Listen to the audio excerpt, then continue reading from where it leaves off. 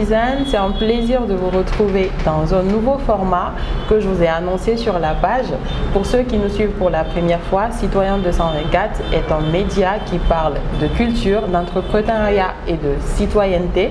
Donc aujourd'hui, on a un invité spécial que vous allez découvrir à travers ce premier numéro d'Actualise, une émission qui vous permet de découvrir des jeunes talents dans leur passion et aussi dans leur personnalité. Donc on a Ibrahima Touré aujourd'hui. Bonjour Ibrahima. Bonjour, bonjour. C'est un plaisir de t'avoir en face de moi. C'est surtout à Conakry, depuis la France. C'est vrai. Donc aujourd'hui, j'aimerais que les abonnés puissent te découvrir. Est-ce que tu peux te présenter en quelques minutes? Déjà merci et félicitations Emma Souma pour l'initiative. C'est très bien de pouvoir donner la parole à des gens, de pouvoir donner leur expérience. Bon, moi, je suis un entrepreneur qui a créé une entreprise qui s'appelle Agence Angata depuis 2012.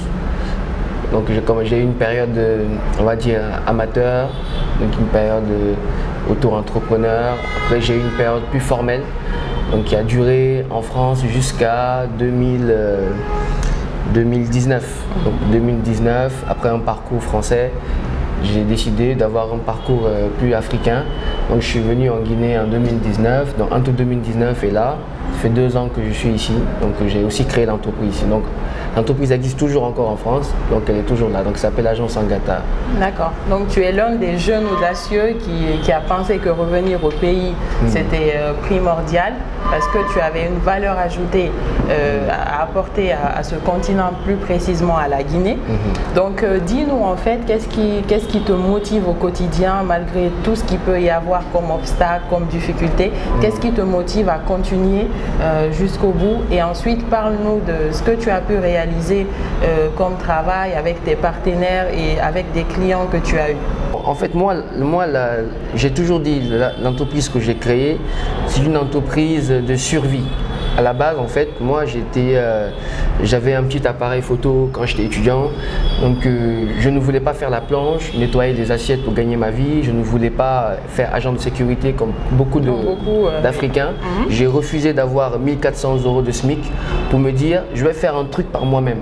Donc, je faisais des photos pour des associations, en 2011, 2012, des associations étudiantes, etc.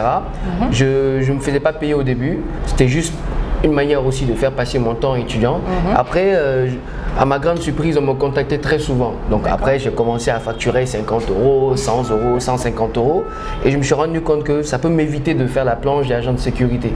Donc ces 150 €, 100 € là, ça me permettait d'arrondir mes fins du mois. Après, au bout d'un certain moment, c'est devenu récurrent, donc j'en faisais beaucoup. Par exemple, à Nancy aujourd'hui, j'ai envie de dire, il y a très peu de gens qui ne me connaissent pas parce que toutes les associations, c'est moi qui faisais leur image. Maintenant, au bout d'un certain moment, comme ça devenait trop, et puis dans ma vie étudiante, j'étais dans une école de cinéma à Nancy, l'IECA, une des rares, où il n'y avait pas beaucoup de noirs, on n'était que 2, de toute l'histoire de l'école d'ailleurs. Donc j'étais un peu atypique déjà par ma couleur, par mon origine et même par mes idées. Donc moi déjà je voulais être étudiant entrepreneur, déjà les noirs et entrepreneurs, c'était un peu complexe pour eux de comprendre. Maintenant, j'ai décidé par moi-même de me dire, bon, le peu que je sais faire là, qui déjà me permet de survivre là, et si j'essayais de le développer, c'est tout. Donc d'une survie, c'est même pas genre je veux révolutionner, non. J'avais juste envie de survivre, de gagner ma vie, de manger. Ce qui te passionne, tout simplement. En faisant quelque chose aussi qui était dans mes mains là, ok, je l'ai développé avec. Moi je dirais même pas que c'est une passion en tant que telle, c'est que souvent les gens ils pensent que je suis un hyper amoureux de la photo, de l'image. Non, même pas. Je suis un amoureux de la culture effectivement de manière générale. L'image, j'en suis arrivé à pouvoir la maîtriser, tant mieux. Mais pour moi c'est pas une finalité l'image. Je suis pas genre le photographe ou vidéaste qui est vraiment passionné par la technique et les photos. Non, non, du tout. Pour moi, c'est juste un moyen d'atteindre, d'impacter autour de moi. Mes photos, quand je les faisais, même depuis les associations là, quand je les faisais, j'avais l'impression que ça impactait. L'objectif, c'est que ça montrait leur activité, ça montrait l'impact de leur ta façon à toi aussi de contribuer. De contribuer. Ouais. Et jusqu'à maintenant, j'ai cet état d'esprit. Et donc, en fait, ce qui me motive, c'est pas le fait de vouloir révolutionner un truc, c'est que pour moi, le jour où j'arrêterai l'agence Sangata, c'est le jour où j'arrêterai de vouloir vivre. Donc, vu que j'ai créé quelque chose pour survivre, pour vivre, pour moi, arrêter mon activité, c'est comme si j'arrêtais de vivre. Ouais. C'est pour ça que mon entreprise et moi, nous ne faisons qu'un. Moi, je dis, je pense que sur ma tombe, on écrit Ibrahima Touré, agence Sangata, parce qu'on ne fait qu'un. Ouais. Ce n'est pas une opportunité d'affaires, de business. Non. D'ailleurs, la preuve, je crois que c'est ça qui me donne la force de passer de Nancy à Paris, de Paris à toute la France, de toute la France à la Guinée, à la Côte d'Ivoire, au Sénégal. Malgré les difficultés, de dire, quels que soient les problèmes, j'arrive à tenir parce que la base, elle est solide. Ouais. Elle n'est pas basée sur l'argent, elle n'est pas basée sur…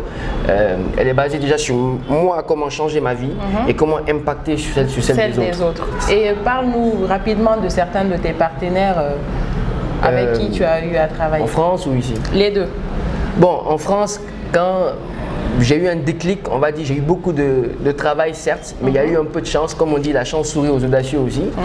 Et j'ai fait une formation qui s'appelle Les Déterminés, où j'ai fait la première promotion des Déterminés de Nancy. Grâce à ça, en fait, j'ai été détecté par le MEDEF et par plein d'autres entreprises. Donc le MEDEF Meurthe-et-Moselle, donc je salue d'ailleurs Christine Bertrand qui était la présidente, qui m'a ouvert les portes des entreprises françaises.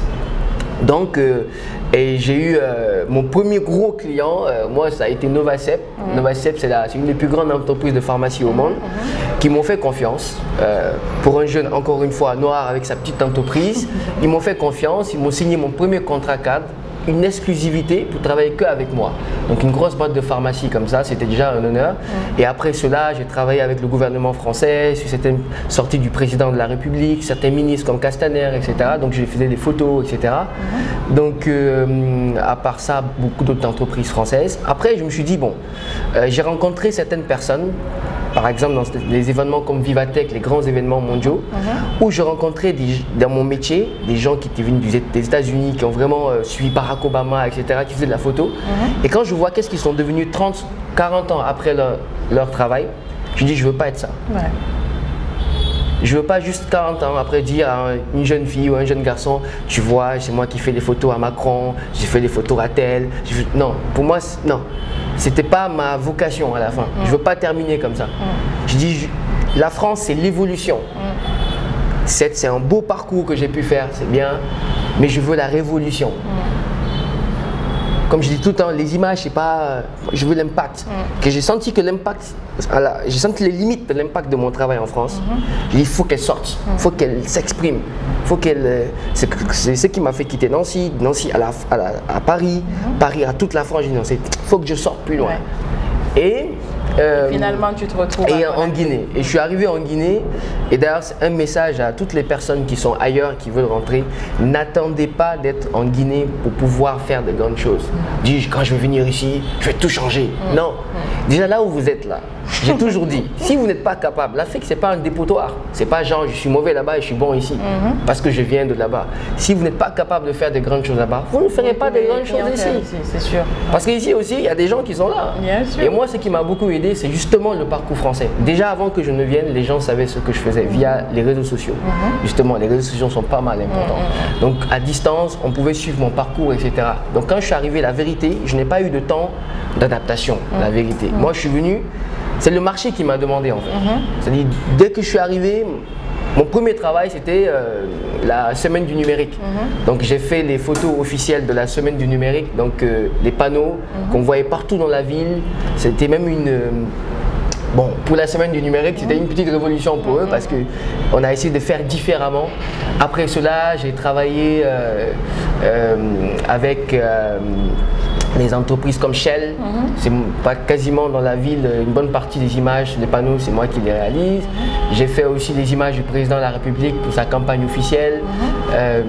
J'ai fait pas mal d'activités comme ça en moins de 2 ans parce que le parcours français était déjà, en fait c'est comme une validation, donc il y avait juste maintenant contact, travail, contact, travail. Donc depuis là où vous êtes là, si vous m'entendez, faites ce que vous, ne minimisez pas. Arrivez ici, vous allez voir, les gens vous suivent. D'accord.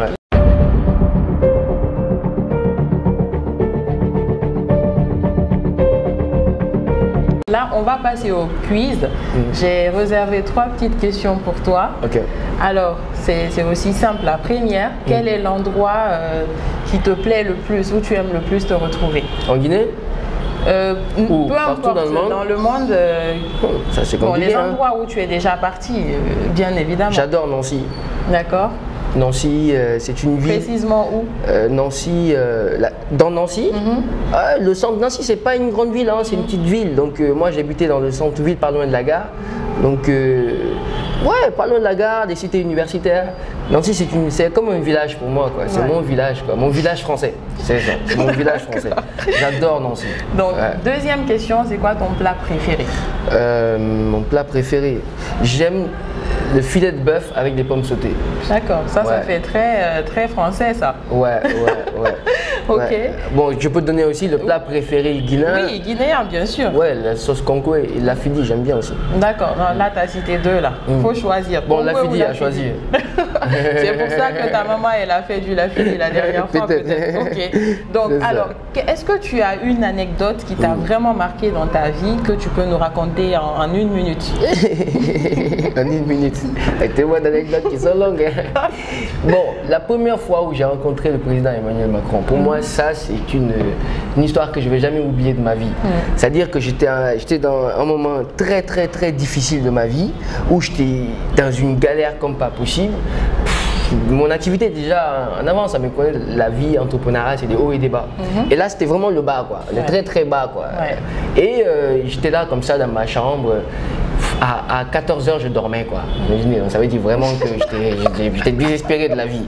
Et après, je reçois un appel WhatsApp et c'était une femme qui me dit: regardez votre boîte mail là, regardez maintenant, right now, pour accepter une invitation, pour être accrédité, quoi, pour faire des images à un événement où il y aura le président de la République. J'ai dit ok, je vais, il restait que 10 minutes. J'accepte. Et en fait, il y a une personne qui m'a aidé à l'avoir, cette accréditation. Donc j'accepte. Mais après, je demande à la personne, mais qu'est-ce qui se passe là? Il me dit non, mais et le président venait d'être juste élu, quoi, même pas un mois. Et il inaugurait la station F, qui est un incubateur en France, qui a été mis en place par Xavier Niel.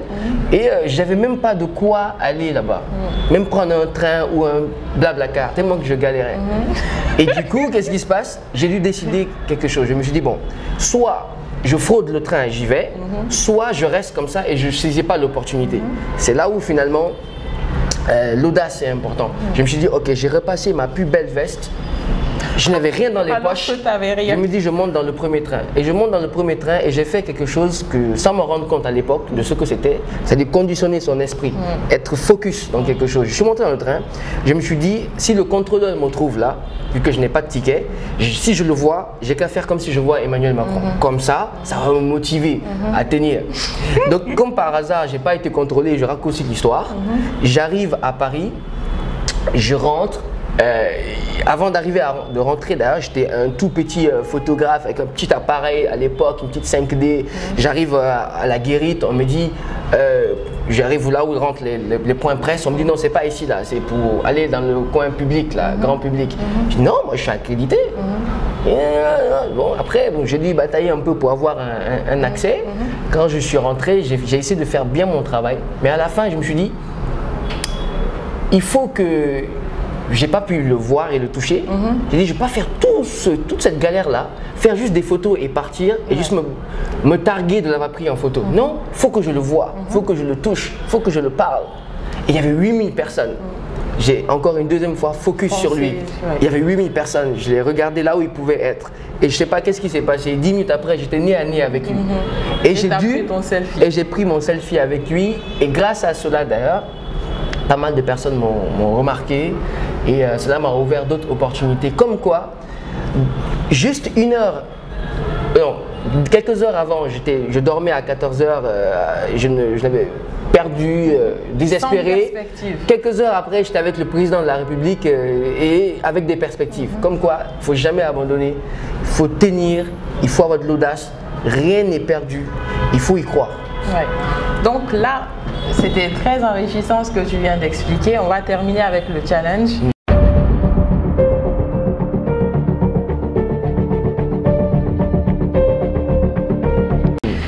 Tu dois choisir un chiffre de 1 à 10. 8. 8. Ok. Ah, tu es tombé sur quelque chose de bien. Tu dois dire à haute voix, je suis beau. Ouh, ça c'est trop prétentieux ça. Ah non, mais vas-y, c'est le challenge. Regarde, non, je ne veux pas dire regarde que je suis la caméra beau. Et je ne peux pas dire que je suis beau. Non, mais vas-y. Mais mesdames et messieurs, je pense que je ne suis pas moche. Non, il faut que tu le dises, c'est les règles du jeu. Bon. Tu dis je suis beau et puis c'est fini. Ouais. Ça va changer ta vie, en fait, comme si tu avais Macron en face de toi. Nous sommes tous beaux, tu peux moi compris dedans. C'est ça. Je peux faire des ça comme ça. Bon. Merci Ibrahima Touré. C'était vraiment bien. En quelques minutes, tu nous as apporté des leçons et j'espère que ça va servir à beaucoup de jeunes qui nous suivent. Merci les citizens de nous avoir suivis. Donc vous pouvez aller retrouver Ibrahima Touré sur son site agence Angata. www.agenceangata.com et aussi sur les réseaux sociaux. Ouais. On mettra d'ailleurs les petits liens pour que vous puissiez cliquer dessus quand on va publier. Donc merci beaucoup pour cette vidéo et merci à celle qui est derrière, Sarah Traoré. Ouais, donc on se retrouve pour un prochain numéro.